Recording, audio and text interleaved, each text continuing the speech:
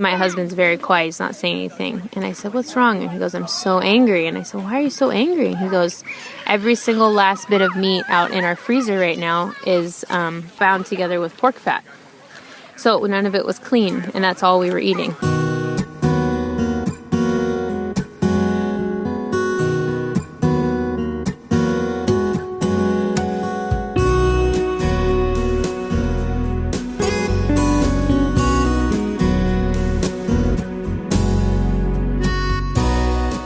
Welcome to Walk Like a Hebrew, the podcast where we discuss with people from all over how we walk out our faith like that ultimate Hebrew, Yeshua HaMashiach, aka Jesus Christ.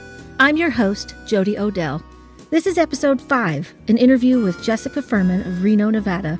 This interview was done on my iPhone at the Friendsgiving Weekend in Northern California in November of 2019. Okay, so I'm here with...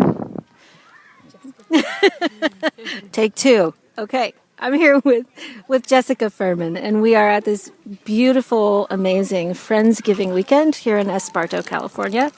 And Jess, I would like to hear your story. First of all, please introduce yourself. My name is Jessica Furman, and I live in Reno, Nevada with my husband, James, and my 2 beautiful children. Thank you. And so first I want to know, you're a Torah keeper. And so I would like to know, what was your faith walk like, if you had any, before Torah? So I grew up in the Christian church, and my parents actually had been Catholic, so it was like a really big deal in our family when we converted to Christianity. We were the only ones on both sides, so it was a big deal. I was about 5 or 6, and we moved a lot as a child in the Bay Area, California. And so we would go to new churches about every year or 2 years. And so faith was important, but we never put down roots anywhere. And I think that definitely influenced my walk because I really loved God and I loved being around other believers, but it didn't ever grow roots in my life. When we moved to Reno, I was a freshman in high school. And oddly enough, around that time, we actually kind of stopped going to church. It wasn't purposeful. We just never found another church. And very, very slowly but surely, I started to walk more rebelliously, a little bit of drinking and hanging out with the wrong crowd, but not too bad. I still kept good grades, which that was the most important thing. And then I decided to join the military. And it was through that experience that I really realized I wasn't that strong of a believer because I started making a lot of really terrible decisions. I went through some abuse, actually, and it really kind of wrecked me. And when I got out of the service, I was really screwed up. I had some PTSD that I was being treated for, and I don't know, I had a hunger for God. I really wanted to follow Him. And so I just started really following after Him. I stopped doing activities that were sinful and not what a Christian should be doing. And I had been really seeking hardly after the Father for 2 years before I met my husband, who was also a believer, but he was actually in a rebellious state and himself from the church. And so we were following God and going to church, but we probably weren't a very good example to other believers. And then right before my son was born, I had a crisis of faith where I realized, I just went to God and I got down on my hands and knees and I said, if you're real and you want me to follow you, then you need to show me. And not only that, but I want to know exactly how you mean for me to follow you. Because I really loved studying the Word, loved the Bible. But I just felt very conflicted. I had all these friends who were in different denominations and, we would have these doctrinal differences and it got to be kind of where I felt like a fraud. I had friends that were non-believers and they were asking me all these really smart questions and I didn't have good answers for them. So within 6 months, God answered my prayer. And it started out, we were going to a very conventional Christian church. And we were reading Bible study through the book of Acts, and we got to the part about Peter's vision. And I remember lying in bed next to my husband, reading it, getting ready for Bible study the next day. And I just said, oh my gosh, I don't think this Peter's vision is what I've thought it was all this time. And I tried to wake him up to tell him, and he was like, yeah, that's nice. And so I just was, thinking about it, and I thought, I'm going to bring this up and study, and I'd love to hear what other people think. Maybe they feel the same. Crickets, in my study. Nobody said anything. And they were like, no, you have it all wrong. But it was there in the back of my mind. And then about 6 months after that, my son was 5 months old, and I was preparing food for my husband's hunting trip. And I was cooking pork sausage at the time. And I was listening to a podcast about, I don't remember what the topic was, but biblical clean eating got brought up. And I thought, what's that about? That's interesting. And the guy who was speaking, his name is Dr. Michael Lake, and he said, even from a nutritional standpoint, pork is very unhealthy for you. And I'm literally cooking pork. And I swear I heard God say, you will never eat this food again. You just never will. And I said, okay. That was all it took. And that happened on a Thursday evening. My husband left for hunting later that night and was going to be gone for, I think, 2 weeks. And that next day, the Friday, I sent out to a fellowship finder to see if there was a Torah believing community, because I'd spent all night on the internet looking at clean eating, which led me to Torah, which led me to then the Sabbath. I thought, the Sabbath? What is that about? So then I looked up a fellowship finder, and I found a Sabbath keeping community, and I showed up that Saturday to my first Sabbath Shabbat meeting. So that is fantastic. Was that the 119 Ministries fellowship finder, or was it a different one? I think it was Rob Skiba's. Okay. I know there are several. But they were on the 119 one as yes, well. So. Yes, that is amazing. I think you answered my next question. So just tell me, how did your husband become? I mean, like, did he argue with you? Did he just go along with you? I mean, I'm curious. Yeah, so, when he's hunting, he doesn't have amazing service, but he'll check in every couple of days just to kind of let me know he's alive. And I kept all this under my hat, and it was actually kind of nice because I had about 2 weeks just to study. And so when he got back, he goes, how was your time? I said, well, yeah, I went to a new church. He goes, you didn't? You didn't tell me that. And I was like, yeah, it was, last Saturday. And he goes, Saturday? What kind of church meets on Saturday? And I said, well, I've got some things to talk to you about. So I told him about all this, and I was pretty jazzed at this point. I was like, this is it. This is the answer to my prayers. All of it. And he was not stoked. He was not in agreement. But God bless him, because he kind of was like, well, I haven't studied this. You have. So, okay, we'll check it out. I think we went to our first Shabbat together, because I kind of went on my own for a little while, and then a few months later he joined me. And just kind of interesting thing, so my husband's a hunter. Well, when I was pregnant with my son, who's my oldest, I couldn't eat meat because it would make me really sick, and so I'd kind of become vegetarian. And then when he got back from his hunting trip, he wasn't successful. He didn't kill anything, and he was really mad about it.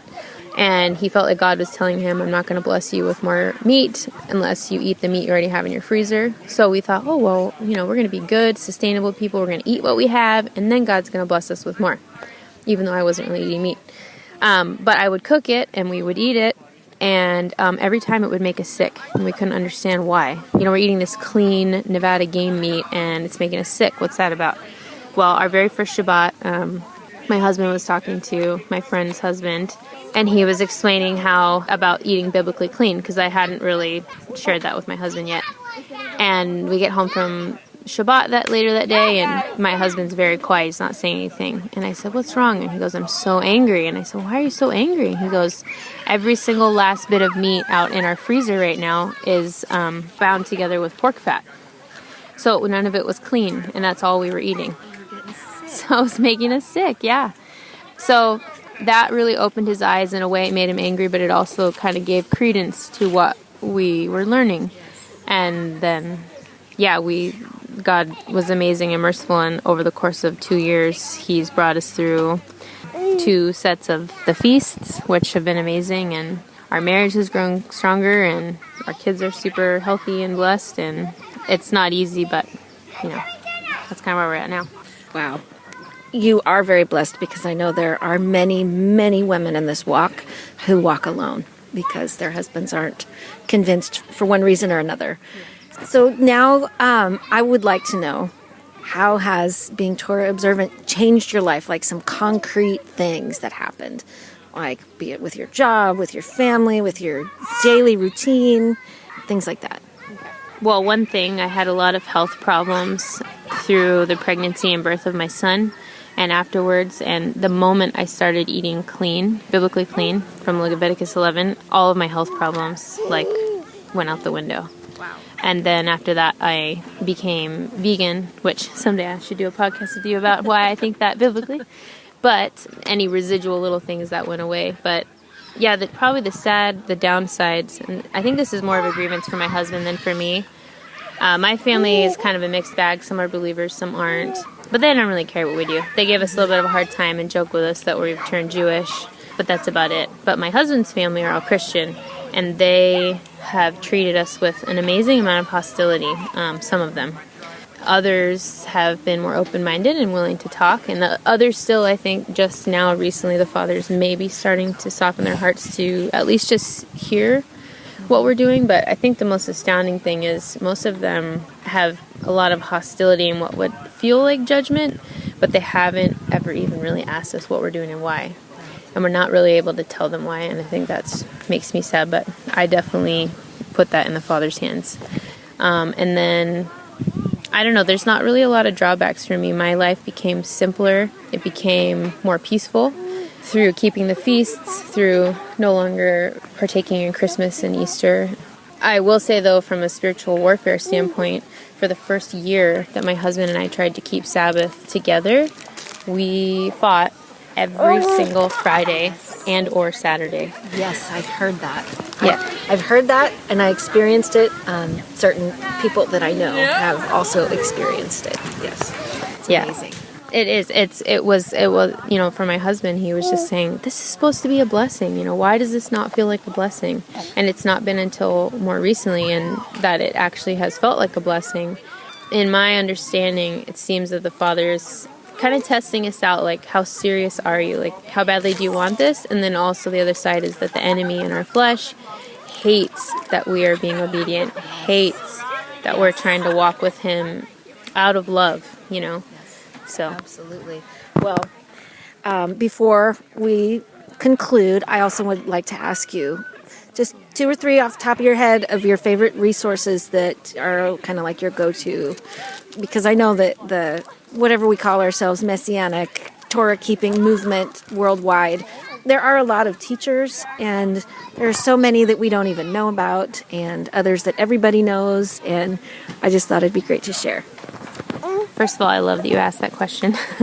And this is really easy for me because my number one is there's a ministry called Rise on Fire, and it's led by a young man named P.D. I think it's Van der Westhuizen is the right way, but he's from South Africa, and he recently moved to the United States because he married a girl from Virginia. But they now have a ministry together. They have a YouTube channel. It's fantastic. I think Jody knows. She's giving me the look. But they're just amazing. And then I also really love Now You See TV, which is another YouTube channel ministry. And then 119 Ministries is always really great. And your Bible, obviously. And your Bible. Can't forget the Bible. Well, thank you, Jess Furman. And just to clarify, you've been keeping Torah for 2 years or 3? Well, this past August, I would say, is 2 years. Okay. Awesome. Thank you so much. Have a blessed day.